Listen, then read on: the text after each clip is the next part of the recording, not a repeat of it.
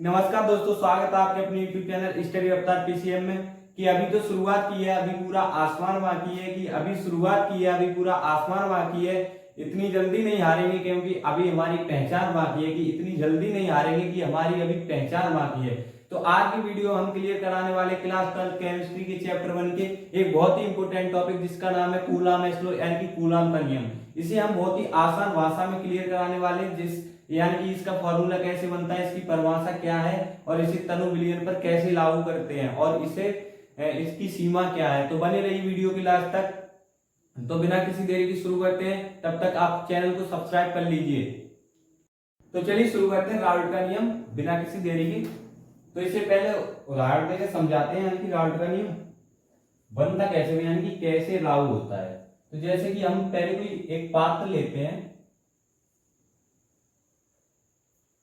इसमें क्या भरा है, इसमें भरा है शुद्ध विलायक। ठीक है, इसमें कोई विलायक भरा है। अगर हम इसमें विलायक में कोई वैद्युत अवाष्पशील वैद्युत अनवघट्य पदार्थ घोलें तो जो विलयन के आपेक्षित अवनमन, जो विलयन का अपेक्षित अवनमन वो विलय के मोल अंश या मोल प्रवाह के बराबर होता है। इसे हम राउल्ट का नियम कहते हैं। तो वैद्युत अनवघट्य पदार्थ, अवाष्पशील वैद्युत अनवघट्य पदार्थ क्या होते हैं? यूरिया, शर्करा, यूरिया, शर्करा, ग्लूकोज आदि, ग्लूकोज आदि।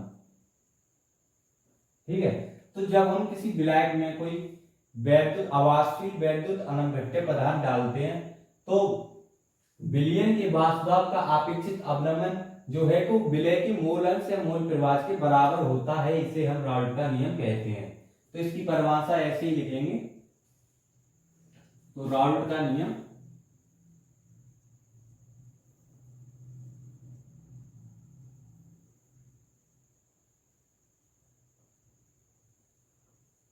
राउल्ट का नियम, तो इसे हम लिखेंगे इस नियम के अनुसार, जैसे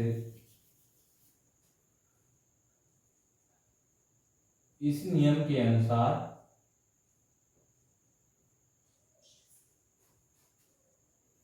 इस नियम के अनुसार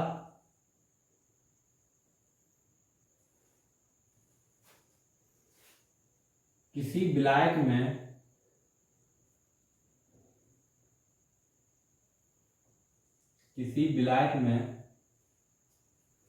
अवाष्पशील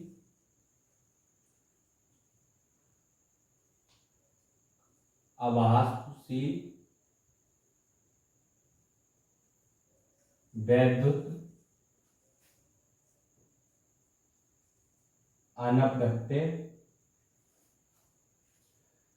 अनवघट्य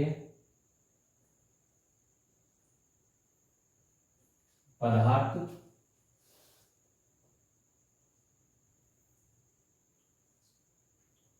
घोला जाता है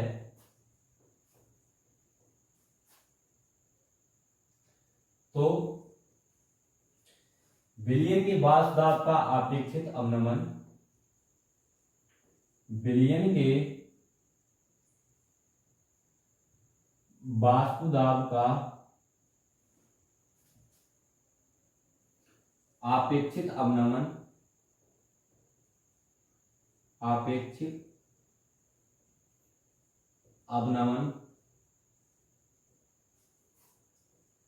विलय के मोल अंश के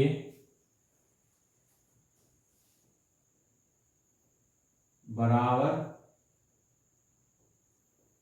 होता है। इसे राउल्ट का नियम कहते हैं। इसे राउल्ट का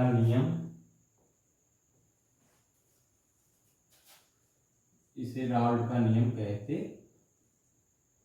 हैं। तो राउल्ट का नियम क्या होता है? इस नियम के अनुसार किसी विलायक में हम कोई अवाष्पशील वैद्युत अनवघट्य पदार्थ घोला जाता है तो विलयन के वाष्पदाब का अपेक्षित अवनमन है जो विलय के मूल अंश या मूल प्रवाह के बराबर होता है। इसे हम राउल्ट का नियम कहते हैं। तो इसका फॉर्मूला कैसे बनता है? इसका फॉर्मूला होता है P not minus P S upon P not बराबर N upon N plus N. ये इसका फॉर्मूला होता है। तो इसे स्क्रीनशॉट कर लीजिए। इसके बाद हम कराते हैं तनु विलीन के लिए फॉर्मूला लागू कैसे करते हैं उस, तो इसका स्क्रीनशॉट ले लीजिए पहले। देखते हैं कि ये राउल्ट के नियम का फॉर्मूला है जो कि तनु विलीन के लिए लागू कैसे होता है। तो ये देखते हैं कि तनु विलीन के लिए,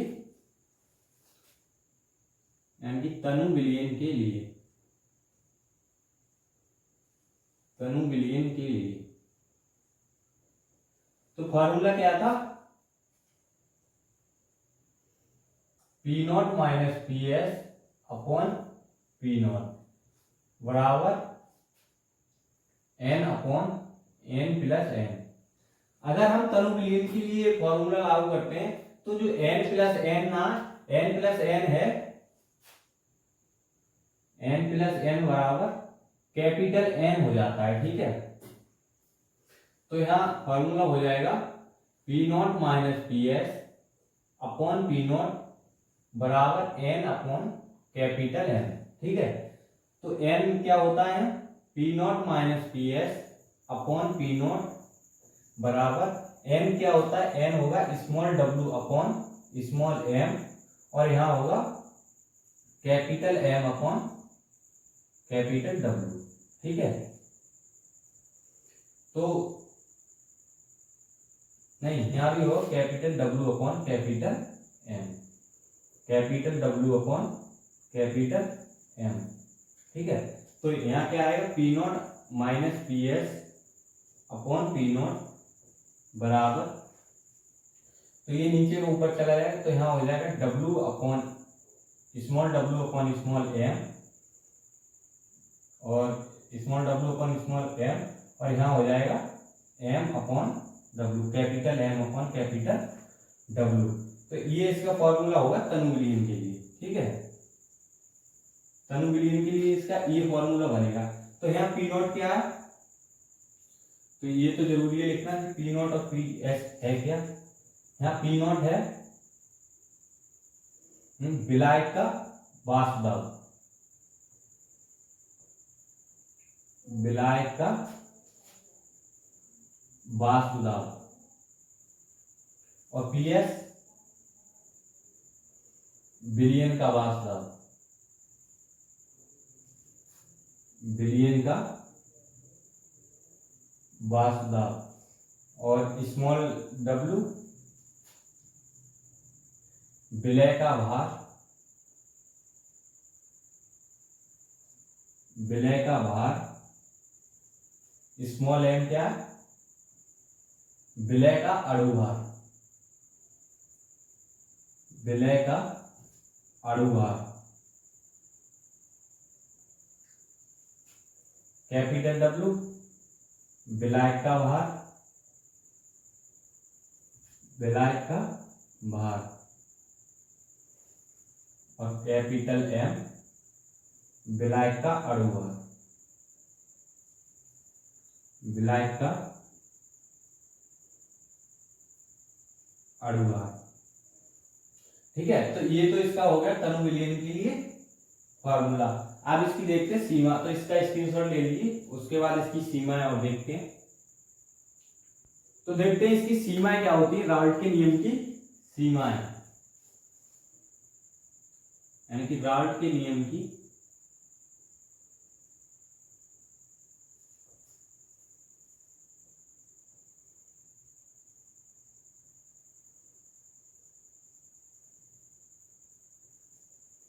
तो राउल्ट के नियम की सीमाएं होती हैं, बहुत ईजी है कि यह तनु विलीन पर लागू होता है, तनु विलीन पर लागू होता है, दूसरा सांद्र विलीन के लिए नहीं, सांद्र विलीन के लिए लागू नहीं होता है, लागू नहीं होता है। यह आवासशील अनवरटे पदार्थ पर लागू होता है। यह आवासशील वैद्युत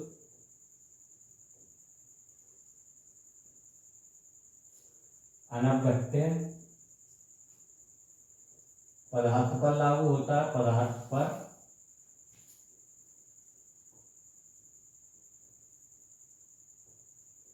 लागू होता है। ये सीमा इतनी बहुत है इसकी। तो उम्मीद है कि आपको वीडियो पसंद आई होगी और राउल्ट का नियम आसानी से समझ में आ गया होगा। अगर आपको वीडियो पसंद आए तो वीडियो को लाइक और चैनल को सब्सक्राइब करें और दोस्तों में शेयर करें। मिलते हैं कल एक नए टॉपिक के साथ, नए कॉन्सेप्ट के साथ, नई ऊर्जा के साथ। तो चलिए तब तक के लिए इतना ही।